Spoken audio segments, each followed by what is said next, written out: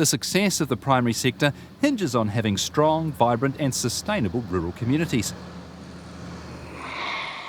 For this reason, the Ministry for Primary Industries and the Department of Internal Affairs provides funding, support and advice to rural groups working to improve the needs of their local community.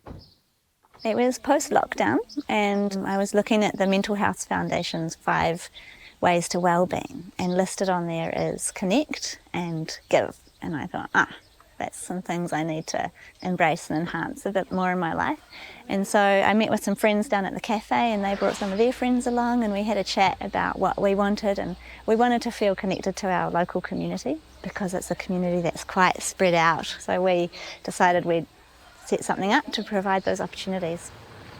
Tapawera is quite a small rural village of about 330 residents, but then there's lots of surrounding farms and valleys, so probably about 1,300 people altogether.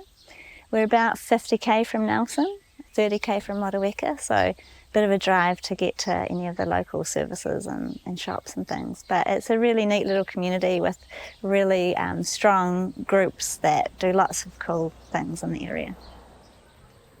We heard about this funding that MPI has, the Rural Hub funding, and we realised that that would be a great opportunity for us to do some work. So we started a committee and one of our local community members mentored us in how to do that, and formed trust and got the funding from MPI, and we were on our way.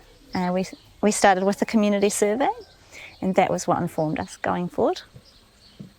People wanted more opportunities for connection. They wanted better access to services. They wanted something for the youth, something for the seniors and the elderly in the area. We've got a youth group and they meet every Friday afternoon and they go off and do activities together. We've got a seniors wellbeing group, so we collaborate with Tea and Talk Age Concern, and we run that, and a few other things. We bring in people to do like fall prevention courses and safer driving for older people. We've got a cards group that meet once a week at the pub and play cards together. And we've got a Mama's Morning who meet every Friday, as well as having a chat group where they talk about things and share information and resources. The aim of our work really is that it'll all be community-led. We want the community to be empowered and supported to run with their ideas. So we initially set these things up, but now the Mama's Morning is run by one of the mamas, and we have a seniors wellbeing coordinator who runs that and a youth coordinator who runs the youth group. And the cards is run by a couple of the participants. MPI has supported us really wonderfully in the setup stage, but we wouldn't have been able to do it without them. Just having that funding available to pay somebody, because if I hadn't have been able to have a paid coordinator position, I would have had to go and find other employment. It's we've talked a lot in our community about how things are changing, and a lot of families now need 2 incomes to support their lifestyle or their mortgage or whatever. So MPI has enabled us and the other people in our group who have those coordinator positions to be valued and paid for what they do. And that makes it more sustainable, because then they can keep going in the longer term. I love working with these groups because they are just so positive, and you're seeing big developments within the community. We've got 20 different groups now, and they're all different. They've all come from different places, and they've all got different reasons for coming together. We've got a team in the South Island and the North Island that is working with rural communities, and the aim of this particular program is to help strengthen and to improve our connection with them, but also to get them to look at what they need from the grassroots up to be stronger and more sustainable. And when you've got a strong rural community, you've got people that can find answers together for their own problems and find solutions for any challenges that come their way. So, this pruning thing that you've got going, Phoebe, when do you hope to get that started? I think around March might be quite good. Yeah, do it that'd be a after good the time. trees have fruited. That's the idea. When we meet with a community in the first instance, we are looking to see what they've already got in place. Sometimes it's a very early stage of that, and what we really like to see is strong leaders who can take the journey together with a little team.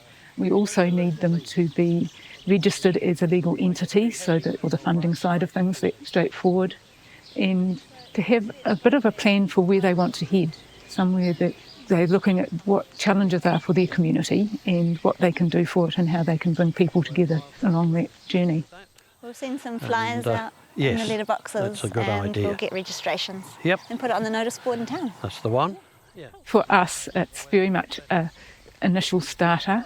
It's not the long-term sustainable funding, but the idea is that by getting a really good team in place, they will look for that through other means and other opportunities. And there are a number of different funders out there that we've got some of the hubs connecting into, and that will be hopefully their long-term way forward. With this one here, Tapawera Connect, they're working with Department of Internal Affairs, and they have some long-term funding that up to 5 years with rural communities help them develop their program, and in some cases it can also help with getting a building in place or something more substantial that will give them a long-term place to meet.